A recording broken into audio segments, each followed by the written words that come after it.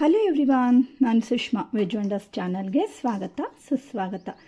Friends, ಇವತ್ತು ನಾನು ಈಗ ಮಧ್ಯಾಹ್ನ ಲಂಚ್ಗೆ ಹೇಳ್ಕೊಂಡು ಎಲ್ಲ ರೆಡಿ ಮಾಡ್ತಾಯಿದ್ದೀನಿ. ಕುಕ್ಕರೆಲ್ಲ ಇಡ್ತಾಯಿದ್ದೀನಿ. ಇವತ್ತೇನು ಸ್ಪೆಷಲ್ ಅಂದರೆ, ಮಕ್ಕಳು ಎಲ್ಲ ಅಂದರೆ ಸೃಜನ್ ಮತ್ತು ಸುಜಯ್ ಇಬ್ಬರೂ ಅವ್ರ ಫ್ರೆಂಡ್ಸ್ಗಳನ್ನು ಕರಿತಾ ಇದ್ದಾರೆ. ಮಕ್ಕಳಿಗೆ ಈಗಾಗಲೇ ಎಕ್ಸಾಮ್ಸ್ ಎಲ್ಲ ಮುಗಿದು ಮತ್ತು ರಿಸಲ್ಟ್ ಎಲ್ಲ ಬಂದು ಹಾಗೆ ಹಾಲಿಡೇಸು ಸ್ಟಾರ್ಟ್ ಆಗಿದೆ ಅಲ್ವಾ. ಸೊ ಮಕ್ಕಳಿಗೆ ಎಲ್ಲ ಫ್ರೆಂಡ್ಸ್ ಎಲ್ಲ ಮಿಸ್ ಆಗ್ತಾರೆ.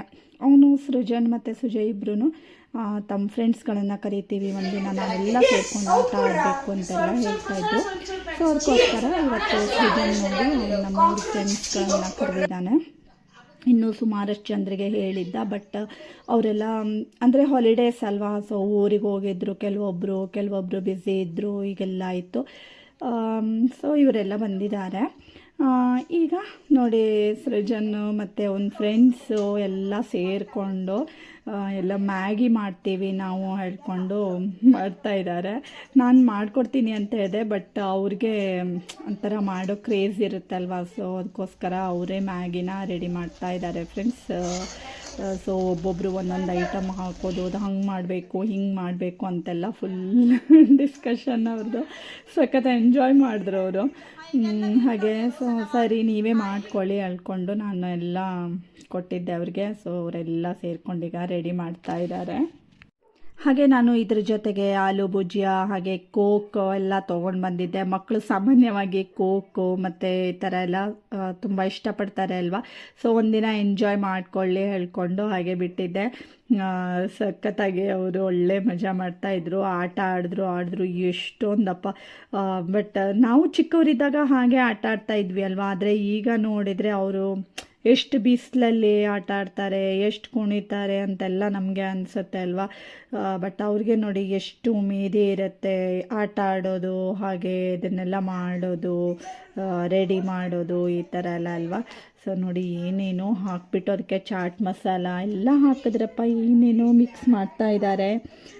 ಯೂಟ್ಯೂಬ್ನಲ್ಲೆಲ್ಲ ನೋಡಿಕೊಂಡು ಅದು ಹಂಗೆ ಮಾಡಿದ್ರೆ ಚೆನ್ನಾಗಾಗುತ್ತೆ, ಹಿಂಗೆ ಮಾಡಿದ್ರೆ ಚೆನ್ನಾಗಾಗುತ್ತೆ ಹೇಳ್ಕೊಂಡು ಎಲ್ಲ ಮಿಕ್ಸ್ ಮಾಡ್ತಾ ಇದ್ದಾರೆ ಅವರು. ಈಗ ನೋಡಿ ಮ್ಯಾಗಿ ಎಲ್ಲ ಅವರು ರೆಡಿ ಮಾಡಿಕೊಂಡು ಚೆಸ್ ಆಟ ಆಡ್ತಾ ಸೊ ಮ್ಯಾಗಿನ ತಿಂತಾ ಇದ್ದಾರೆ. ಒಂದು ನಿಮಿಷನೂ ಅವರು ಸುಮ್ಮನೆ ಕೂತ್ಕೊಂಡಿಲ್ಲ ಫ್ರೆಂಡ್ಸ್.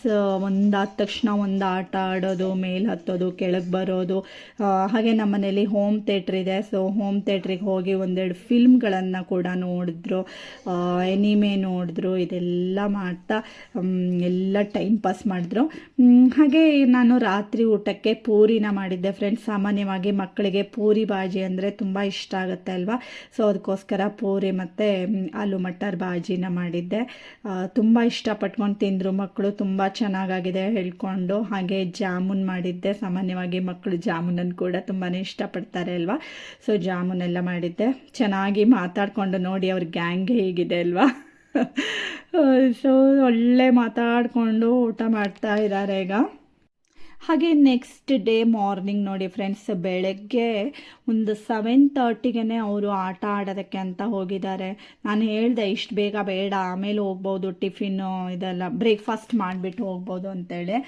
ಬಟ್ ನೋಡಿ ಅವ್ರಿಗೆ ಬೆಳಗ್ಗೆನೇ ಎಲ್ಲ ಬೇಗ ಎದ್ದಿದ್ದಾರೆ. ಬೇಗ ಎದ್ಬಿಟ್ಟು ಈಗ ಕ್ರಿಕೆಟನ್ನು ಆಟ ಆಡ್ತಾ ಇದ್ದಾರೆ.